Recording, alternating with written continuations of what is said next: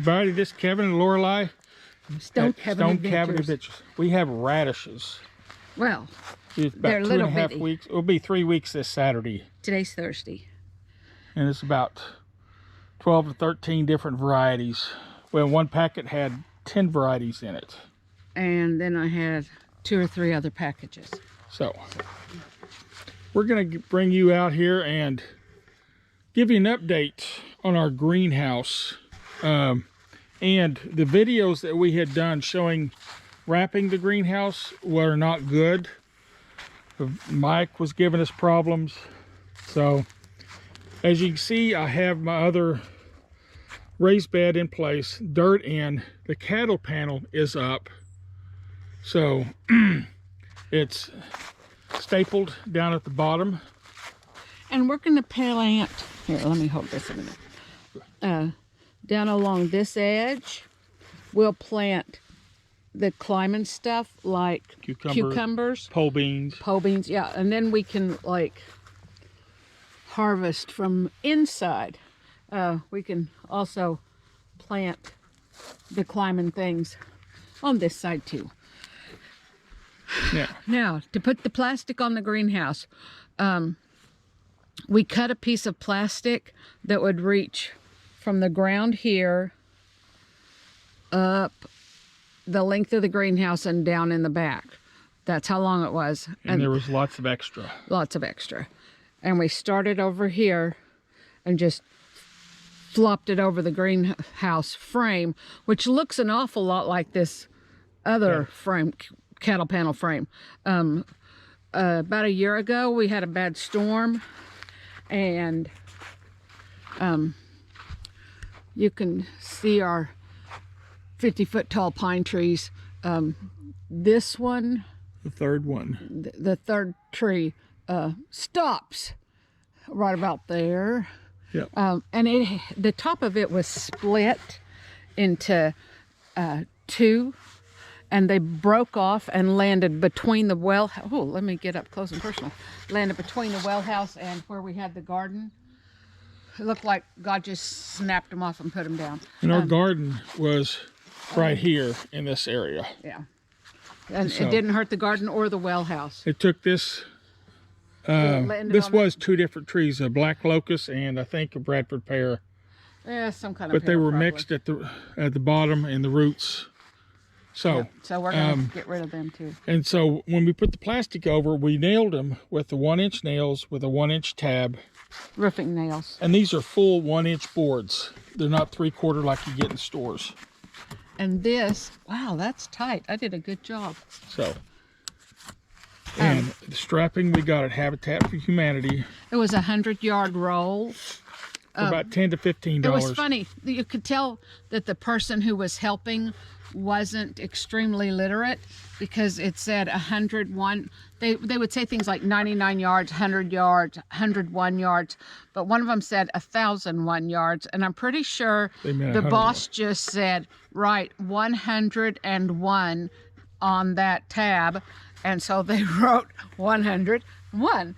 So 1001. yes, instead of 101. So, and if I had other way, I probably would have taken and draped it across the front and the back, and then pleated on the sides. That way the pleats would be going down.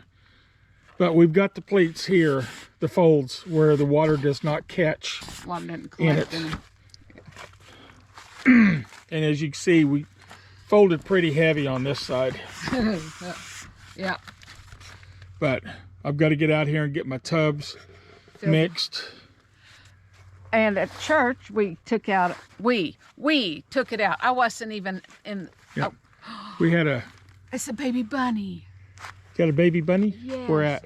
Well, he was hopping under. Oh, You can't see okay. him now. Oh, Oh. yeah, there's a bunny in our burn pile. There he goes. Oh, look, is he not just cute? He's No. going to be delicious. So, yeah, they took down a blackjack.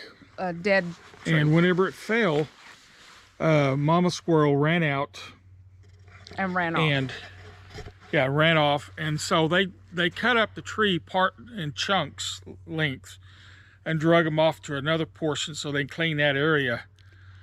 And they started cutting the tree into manageable 16, 18-inch. Fireplace size wood. Yeah. And so when they got to one part, they noticed a bunch of Squirrel nestings. fiber and stuff. So they started digging. They seen some movement and found 3 baby squirrels. A lady from our church took them home, and put them in a cage, and raising them. Yeah, she's raising them. The grandma. Taking good care of them till they can survive on their own. I've got 10 gallons. Below them was a whole bunch of in that same compost, tree. Squirrel poop, tree fiber. Because the tree is hollow. I mean, it's a probably 24-inch tree, and it's got a good 12 to 16-inch hollow in parts of them, some of those chunks. And so I scooped up probably close to 10 close to 10 gallons of. And we're going to put that into compost, so it'll compost even more. Yes. And it's black. And there's our compost bin. So. And there's bags of sphagnum moss and Cameron compost and potting soil and all kinds of stuff buckets. To put in our wicking tubs. Wicking tubs. If you don't know about wicking tubs, go to Gardening with Leon. He's like famous. Who else? Daniel Arms has some videos on wicking tubs. Yeah. So Arms Family Homestead, you can learn about wicking tubs, or Gardening with Leon. I think Daniel learned from Leon. You got it from Leon. So we have a bunch of tubs, and the ones that have the pipes sticking up were our wicking tubs last year. The rest of them are all new tubs to us this year. Horse feed comes in them. A family down the road from us had, like they want to sit there and stare at the buckets. No, here. You talking about it? You go for it. A family down the road from us had some just sit, like what, 18 or 20 of them? And 18 of them sitting out there. Just sitting beside the road with a free sign on it. And I'm like, whoa, stop the truck. We're going to load these up.